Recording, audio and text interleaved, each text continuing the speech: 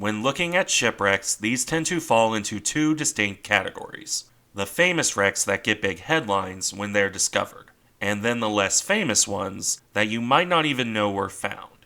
Perhaps because they aren't a big name ship, or maybe because they just got overshadowed by other discoveries around the same time. USS Northampton falls into the latter category. Her wreck was located around the same time as bigger names like Helena, Juneau, and Lexington were being covered. And as a result, Northampton slipped beneath the metaphorical radar. Nonetheless, her wreck is worth looking at. While much of it is overgrown and covered with marine growth, there are still interesting details to look at. Before that, however, the traditional overview of her sinking. That came on the night of November 30th, 1942, the Battle of Tassafaronga, which began shortly before midnight on the 30th. This battle is, probably, best known for the amount of damage American cruisers took from Japanese torpedoes. 3 ships took varying degrees of damage, with 2, Indianapolis and New Orleans, outright losing their bow. Those 3 cruisers, Indianapolis, New Orleans, and Pensacola, survived their damage. Northampton would not prove so lucky. The cruiser was struck by 2 torpedoes in such quick succession that only one explosion was heard. These both hit on the aft port side, as can be seen here. One hit below the waterline by the cruiser's aft engine room. The other hit further aft and closer to the surface. The combination of the 2 hits snapped the shaft and almost immediately brought the cruiser to a flaming halt. The situation was not helped by fuel oil tanks being destroyed by the torpedoes. Flaming oil sprayed across her decks as Northampton's crew scrambled to try and handle the damage. This was a brave but ultimately futile effort. The damage was too severe and the fires were too strong. Eventually it reached the point that the mainmast was engulfed in flames, and 5-inch shells began to cook off as well. By 1:30 a.m. on December 1st, the crew began to abandon ship, and by 2:40, the captain and remaining salvage crew finally abandoned the cruiser. By that point, Northampton was listing to 35 degrees, and the fires were spreading further forward. The cruiser finally rolled over around 3 a.m. on December 1st, 1942. Northampton's crew had fought valiantly, and the cruiser had stubbornly remained afloat for around 3 hours. But, in the end, she sank by the stern and vanished from sight. 50 men died as a result of that battle, with 35 more wounded. Considering the damage that Northampton sustained, that is a remarkably small number. Around 775 men were plucked from the water by destroyers, with a further 40 rescued by PT-109 from life rafts. Yes, that PT-109. After this point, Northampton vanished from history. The wreck would not be discovered during Ballard's expedition off Guadalcanal in the early 1990s, nor would she be found by Paul Allen's early explorations in 2015. Northampton would only be found in February of 2018. Her wreck was located by the usual suspects if you've been watching these videos. Paul Allen's crew of shipwreck hunters on RV Petrel.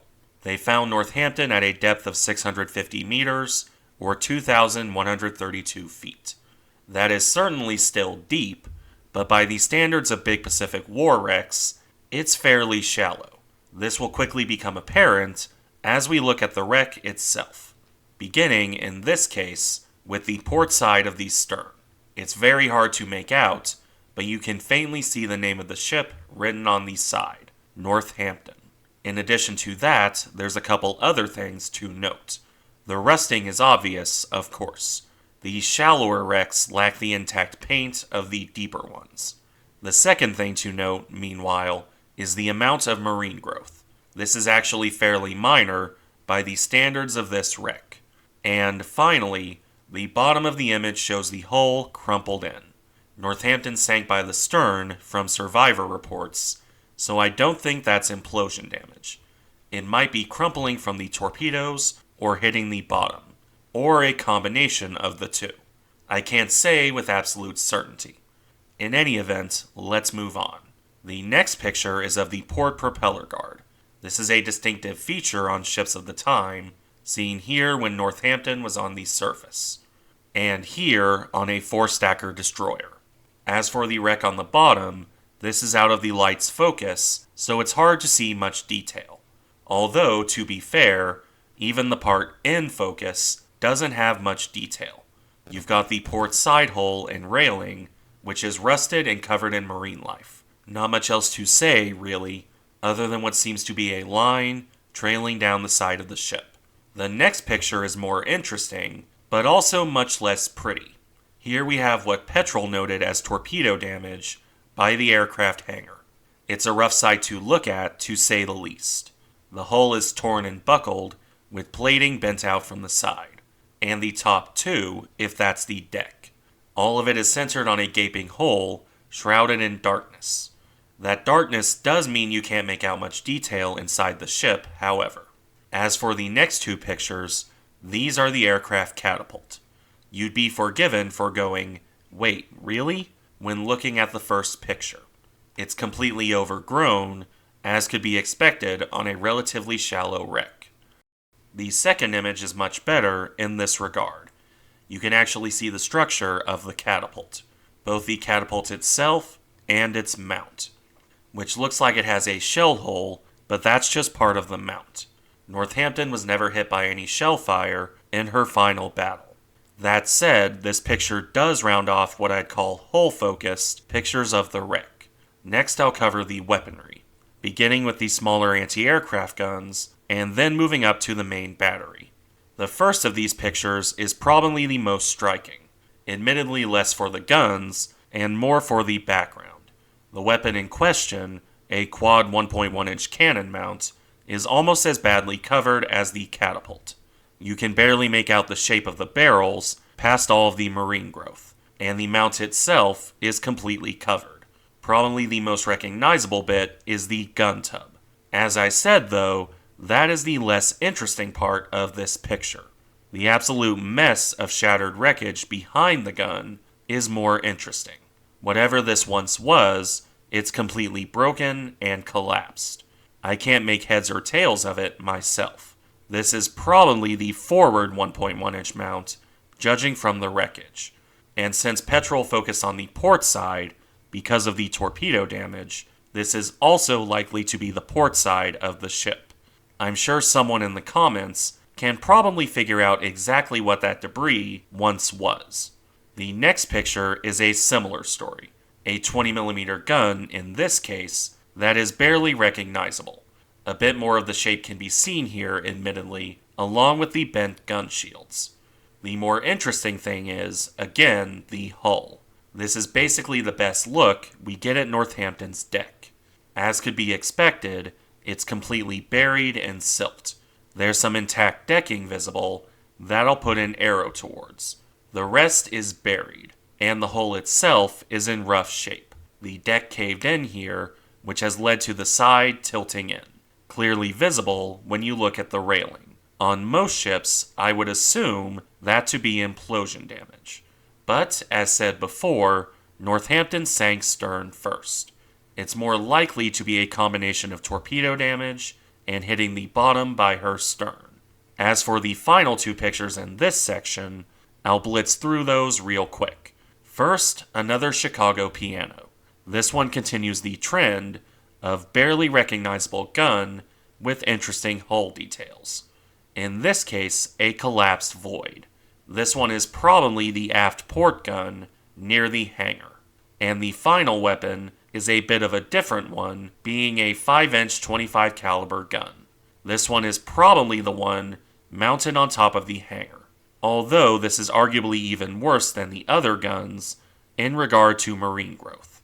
In any case, with that done, let's look at the main battery, beginning here with the aft 8-inch turret. This is a bit more easy to recognize, due in part to the size. There's simply more to cover, and it hasn't been overgrown quite as much. In fact, you can even see a ladder and open door on the side of the turret. As for the guns themselves, those are pointing skyward. And, as seen in this picture, are rusted out and completely covered by ocean life. You aren't getting a look inside at pristine rifling on this ship. The final image of this turret, meanwhile, is a look at the top, where silt covers everything and a gun tub sits on the turret roof. I didn't cover this one earlier because it's part of covering the turret. Also because, well, the gun in the tub is unrecognizable. Now, let's look at the bow turrets. There are 3 pictures to look at in this regard. First, a close-up look at turret 2. There's not much detail to speak of here, but it does give a nice look at one of the rangefinder ears on the side of the turret. The second picture, meanwhile, is from further out. Here you can see the base of the second turret, as well as the gun barrels, which appear to have fallen down atop turret 1 at some point during the sinking. As for turret 1, it's a similar story to the last picture. Not much to make out, aside from the rangefinder. The final image, for its part, is a look back at the second turret. The interesting notes here are the open door and the absolutely shattered deck right next to it. You can see where this arrow is pointing, where the deck ends, and everything past that is gone, with only a large hole in the side of the ship still visible, and a smaller hole inside there, which this arrow is pointing to. Northampton only recorded the 2 aft torpedo hits, so this damage is almost certainly from the sinking. With that done, we'll round off the video with 2 pieces of detached debris. First, the flying bridge that broke off and landed on its side, and then one of the propellers, or screws, that also fell away. I would assume this is the outboard port one. That shaft was, as established earlier, broken by the torpedoes. It's entirely likely this fell away when the ship sank. And with that, we come to the end of the video. Northampton's wreck is an interesting one, although one that gets a bit lost in the shuffle. A shame, because the same could be said for the ship herself. She deserves to be better remembered across the board. Thank you for watching. Remember to like, comment, and subscribe if you enjoy the content, and I'll see you in the next one.